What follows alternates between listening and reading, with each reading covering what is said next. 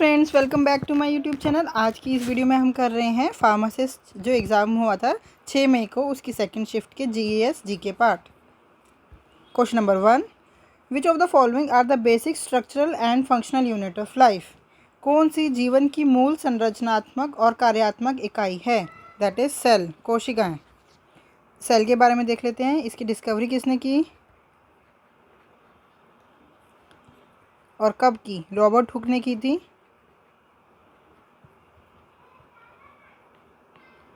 इन 1665 cork में की थी। कहाँ पे? कॉर्क में। ये एक डेड सेल था जो कॉर्क में डिस्कवरी हुई थी। ये एक डेड सेल था। ऐसी लिविंग सेल की जो डिस्कवरी की थी वो की थी एंटनी वॉन ल्यूवेनहॉक ने, लिविंग सेल की।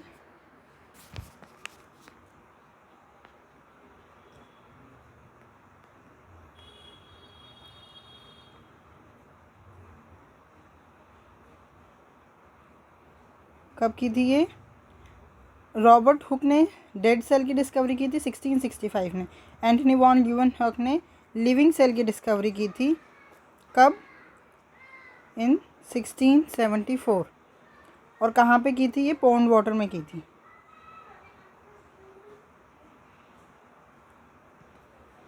Question number 2, dash is a phylum of segmented worms having a true coelom and a well developed nerve system.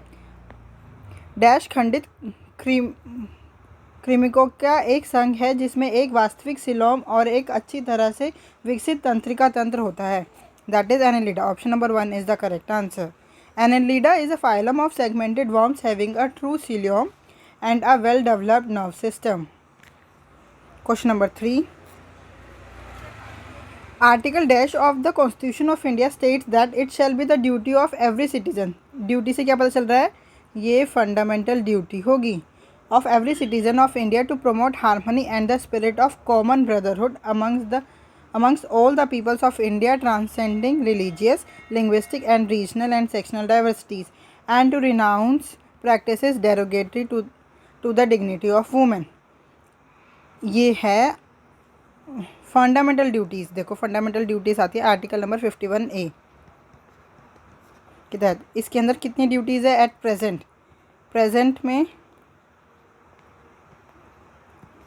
11 duties हैं।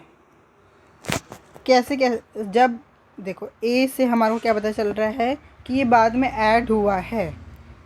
स्टार्टिंग में जब हमारा कॉन्स्टिट्यूशन तैयार हुआ तब कोई ड्यूटीज़ नहीं थी। फिर 42nd अमेंडमेंट से 42nd amendment constitution amendment act जो हुआ था 1976 में, उससे ऐड की थी 10 फंडामेंटल ड्यूटीज़। और जो 11th वाली है उसको ऐड किया था 86th constitution amendment act of 2002 से। और जो फंडामेंटल ड्यूटीज़ हैं ये कॉन्सेप्ट हमने कहाँ से बोरो किया है? Borrow from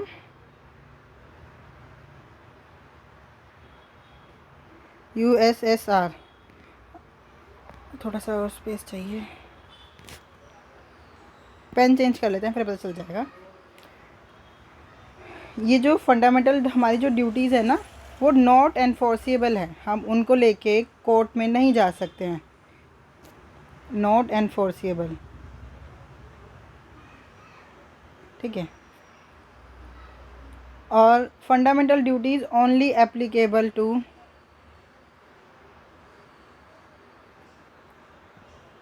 Indian citizens.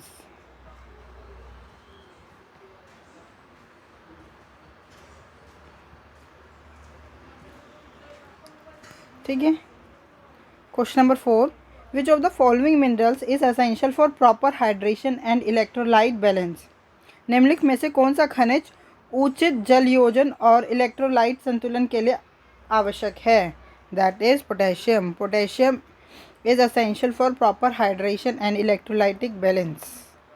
Question number 5, which of the following hills is located in the north eastern part of the Indian peninsula, the Meghalaya plateau. देखो हमारा जो पेनिनसुलर प्लेट्यू है ना, वो ऐसे ही स्टिल्ट में शेप है, और उसका एक्सटेंडेड पार्ट यहाँ मेघालय में भी है और थोड़ा सा असम में है। मेघालय में 3 है हिल्स और असम में 2 हिल्स है। मेघालय में कौन कौन सी है? गारो,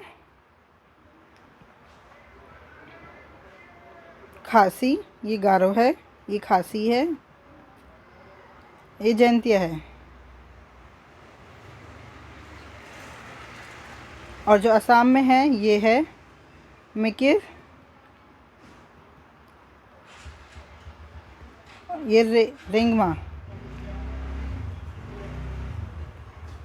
ठीक है, इनको कहते हैं कर्बी आंगलोंग प्लेट्यू।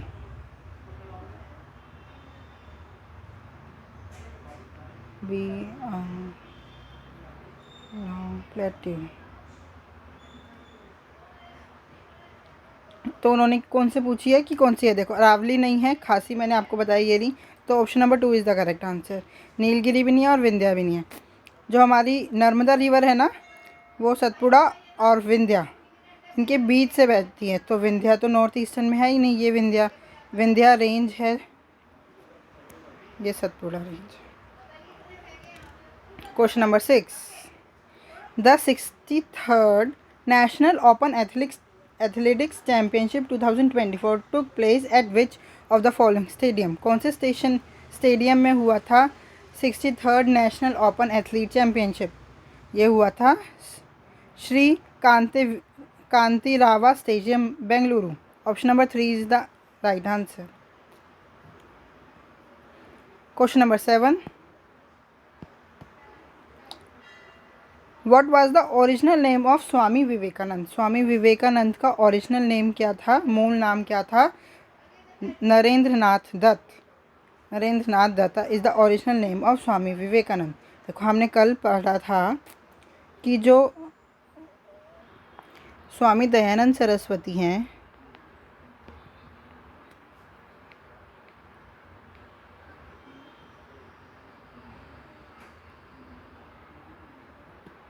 उन्होंने एक आर्य समाज की स्थापना की थी। समाज की स्थापना की थी कब? 1875 में। और इन्होंने 2 स्लोगन्स भी दिए थे। ये हम रिवाइज कर रहे हैं आज ताकि हमारे को रट जाए। स्लोगन्स बोल देती हूँ। गो बैक टू वेदास,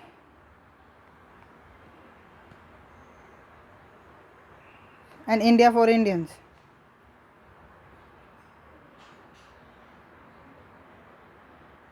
और एक और कल हमने एक और बारे में पढ़ा था, आत्माराम पांडुरंग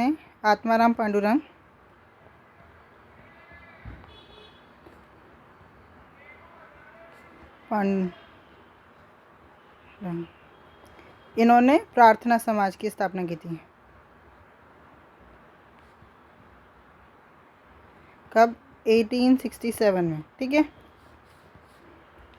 ऐसे ही स्वामी विवेकानंद जी ने किसकी स्थापना की थी? इन्होंने की थी रामकृष्ण मिशन की स्थापना। रामकृष्ण मिशन। और रामकृष्ण मिशन इन्होंने जो नाम रखा था, ये इनके जो गुरु हैं रामकृष्ण परमहंस।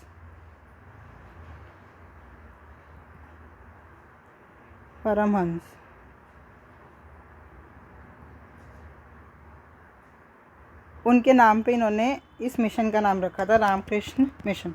और कब इन्होंने स्थापना की थी रामकृष्ण मिशन की?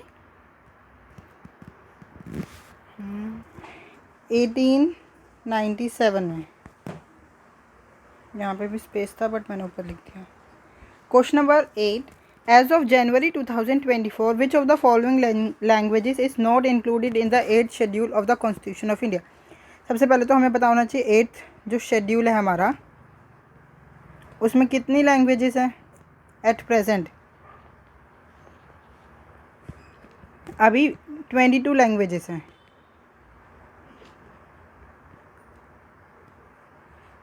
जब हमारा कॉन्स्टिट्यूशन बना 1950 में, तब थी इसमें 14 languages originally.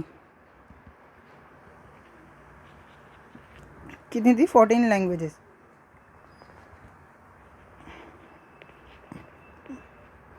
Assamese, Bodo, Dogri, Tamil, Telugu, Sanskrit, Hindi, ये सब थी, ठीक है। फिर इसमें और लैंग्वेजेस इंक्लूड हुई हैं 8। हम उनको देखो 21st अमेंडमेंट से ऐड हुई। 21st अमेंडमेंट कब हुआ? 1967 से ऐड हुई सिंधी। उसके बाद 71st अमेंडमेंट से ऐड हुई 1992 नेपाली, मणिपुरी, कोंकणी। इसको याद कैसे करेंगे? नाम नमक, नमक, नेपाली, मणिपुरी, कोंकणी। 92nd अमेंडमेंट 2003 से ऐड हुई BDMS, बोडो, डोगरी, M से मैथिली, मणिपुरी तो होगी ना, मैथिली, BDMS। BD होता है ना, BD, ऐसे BD। और महेंद्र सिंह धोनी, तो BDMS ऐसे संथाली। अब पाली, तेलुगु मैंने बताया ये ओरिजिनली थी, तेलुगु और तमिल ओरिजिनली थी। कोंकणी हमने 71st अमेंडमेंट से ऐड कर ली, और पाली है ही नहीं अभी तक। तो option number 1 is the correct answer, क्योंकि इन्होंने नॉट इंक्लूडेड पूछा है। Question number 9, in which organisation did Gyanesh Kumar and doctor Sukhbir Singh Sandhu assumes their new roles?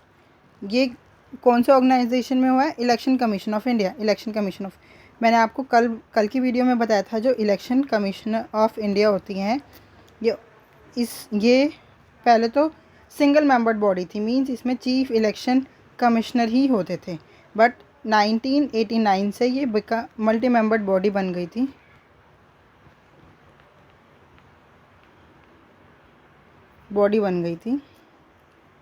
और इसमें क्या था? 1 chief election commissioner plus 2 election commissioner. तो जो 1 चीफ इलेक्शन कमिश्नर है, मैंने आपको फर्स्ट बताया था कौन थे? सुकुमार सेन। और अभी प्रेजेंट में ये जो ज्ञानेश कुमार जी हैं, ये बने हैं कौन से नंबर के? 26 नंबर के ज्ञानेश कुमार। और जो 2 इलेक्शन कमिश्नर्स हैं, इसमें से एक तो हो गए डॉक्टर सुखबीर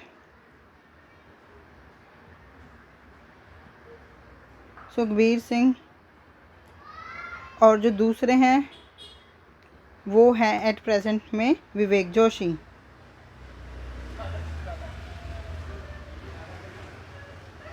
कल मैंने आपको इलेक्शन कमिश्नर ऑफ इंडिया के आर्टिकल्स भी बताए थे, वो आप कमेंट में बताइए कहाँ से कहाँ तक होते हैं। Question number 10, Kal Baisakhi is a local nomenclature of pre monsoon thunderstorm in Bengal. Option number 2 is the correct answer. Kal Baisakhi is a local nomenclature of pre monsoon thunderstorm in Bengal. Question number 11, which of the following is the longest river that originates in India? Longest river कौन सी है जो India में ही उत्पन्न होने वाली सबसे लंबी नदी है? Ganga. Option number 3 is the correct answer. आप गंगा रिवर की ट्रिब्यूटरीज लिखेंगे कमेंट में,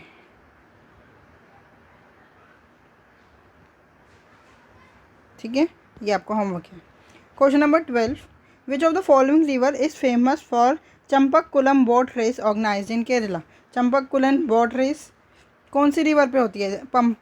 पंबा रिवर पे। Option number 3 is the correct answer. Pamba river is the famous Champakkulam boat race organised in Kerala. Question number 13, what is the title of Khushwant Singh autobiography published in 2002? Khushwant Singh ये जो books लिखी है ना, the company of women train to Pakistan, truth, love and a little malice, Delhi a novel, ये सारी आपको books याद करनी है, क्योंकि ये ही खुशवंत सिंह की इम्पोर्टेंट बुक्स हैं जो पूछी जाती है। बट यहाँ पे इन्होंने ऑटोबायोग्राफी पूछ ली, तो वो है truth, love and little malice. कौन सी है? Autobiography of Khushwant Singh is truth, love and little malice. कल हमने किसकी ऑटोबायोग्राफी डिस्कस की थी? एक तो राजेंद्र प्रसाद जी की,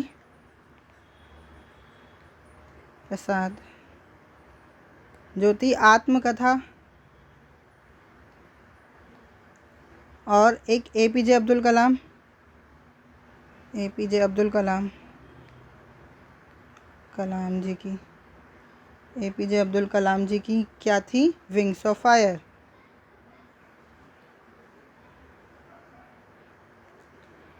Question number 14.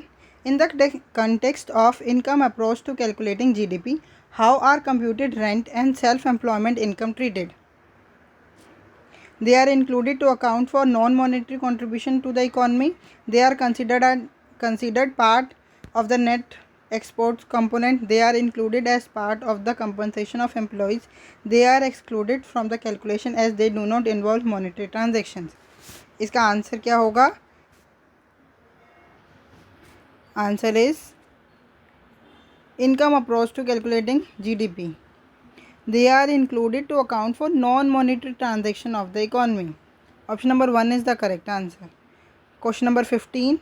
Article dash of the Constitution of India states that there shall be a controller and auditor general of India. देखो जो भी हमारे आर्टिकल स्टार्टिंग होते हैं ना, जैसे controller and auditor general of India, उसके आर्टिकल कहाँ से स्टार्ट होते हैं? आर्टिकल नंबर 148 से 151। तो जो भी फर्स्ट आर्टिकल होता है ना, उसमें यही लिखा होता है there shall be a controller and auditor general of India. जैसे जो प्रेसिडेंट के आर्टिकल होते हैं, आर्टिकल नंबर 52, जो 52 आर्टिकल होता है वो प्रेसिडेंट का होता है, तो उसमें क्या लिखा है? There shall be a president of India. तो जो फर्स्ट आर्टिकल होता है ना, उसमें यही लिखा होता है देयर शैल बी अ, जिस पर्सन का आर्टिकल है, ठीक है। तो there shall be a controller and auditor general of India, that is article number 148। अगर आपको पता होता कि कैग के आर्टिकल 148 से 151 तक हैं, तो इसमें कोई ये भी नहीं था कैग का, ये भी नहीं था, ये भी नहीं था, तो option number 1 is the correct answer. एक बार हम यहाँ पे डिस्कस कर लेते हैं 149, 150 और 151, उसमें क्या क्या रखा है? आर्टिकल 149, 150 और 151।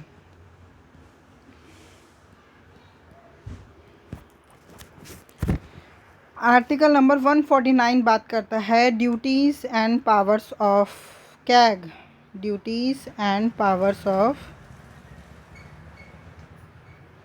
Controller and auditor general of India. Article number 150 बात करता है forms of accounts to be maintain by CAG.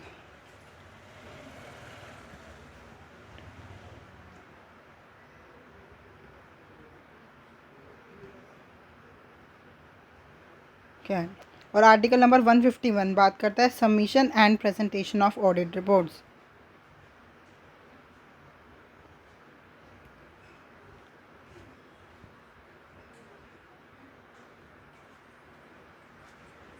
of audit reports.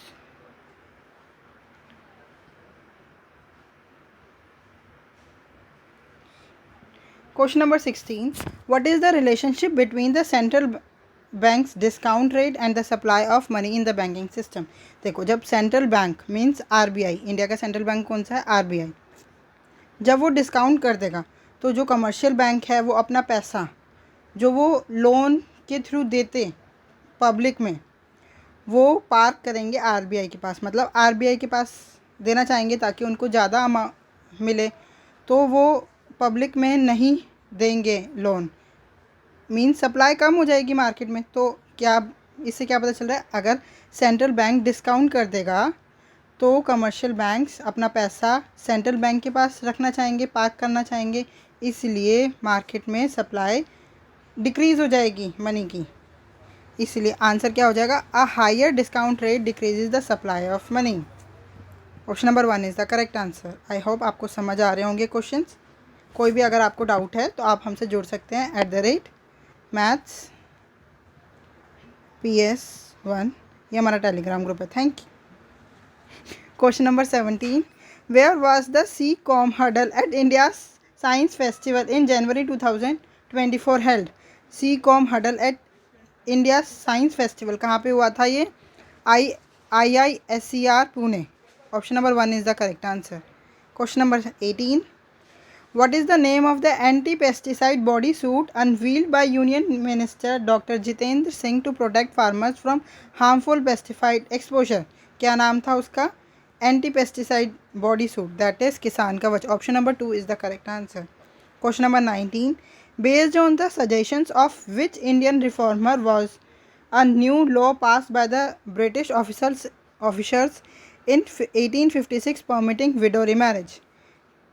किसके सजेशन पे ये विडो रीमैरिज परमिट की गई थी? Ishwar Chandra Vidyasagar. Option number 1 is the correct answer. Question number 20, last question of the day. Which of the following articles of the constitution of India deals with the right of the governor to address and send messages to the house और houses? कौन सा article है ये? Article number 175. Option number 1 is the correct answer. Article number 175 क्या कहता है? Constitution of India deals with the right of the governor to address and send messages to the house. Means governor जो है address कर सकता है और send message कर सकता है हाउसेस को. हाउसेस मीन्स यहाँ पे लोकसभा और राज्यसभा की बात हो रही है. ठीक है, अब हम ये 3 आर्टिकल और देख लेते हैं. आर्टिकल नंबर सबसे पहले 173 क्या कहता है? Qualification of membership.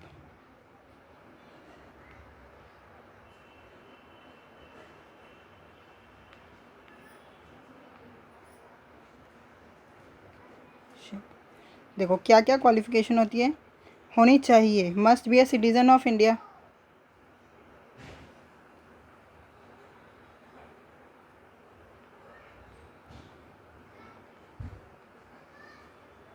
और जो लोकसभा है उसके लिए मिनिमम एज होनी चाहिए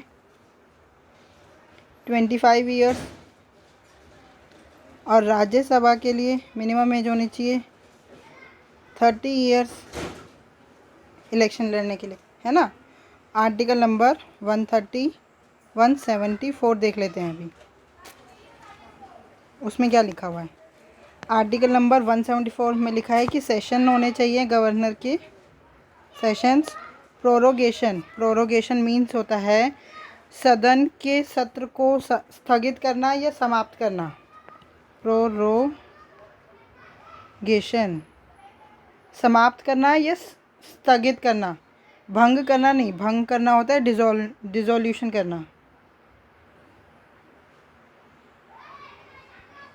ये सब काम गवर्नर कर सकता है.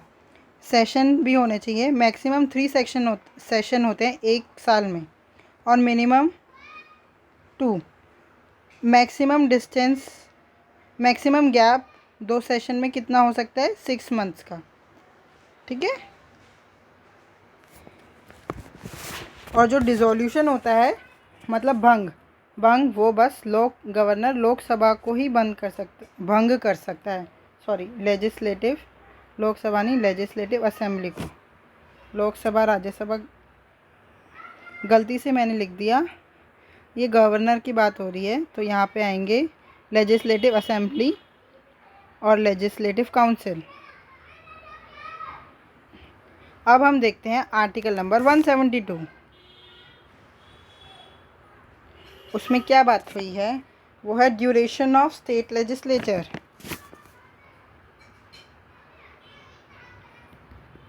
Of state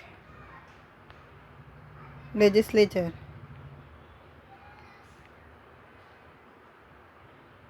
means legislative assembly का क्या ड्यूरेशन होता है?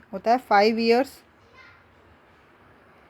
From the first session. पहले सेशन के बाद से फर्स्ट मीटिंग 5 साल तक का उनका कार्यकाल होता है. अनलेस डिज़ोल्व हो जाए, और अगर किसी ने पहले भंग कर दी तो फिर कार्यकाल पहले ही ख़त्म हो जाएगा. इसलिए यहाँ पे ये भी लिख लेते हैं अनलेस डिज़ोल्व अर्लियर. ठीक है. लेजिस्लेटिव काउंसिल ये एक परमानेंट बॉडी है, इसको कोई भंग नहीं कर सकता.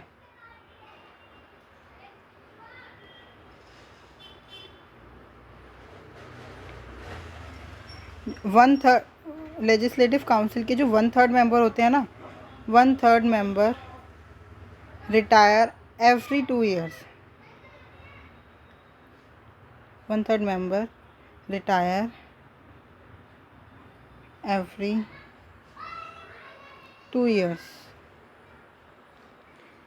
और जो मेंबर होते हैं ना, मैक्सिमम टर्म ऑफ मेंबर, वो कितना होता है? 6 years.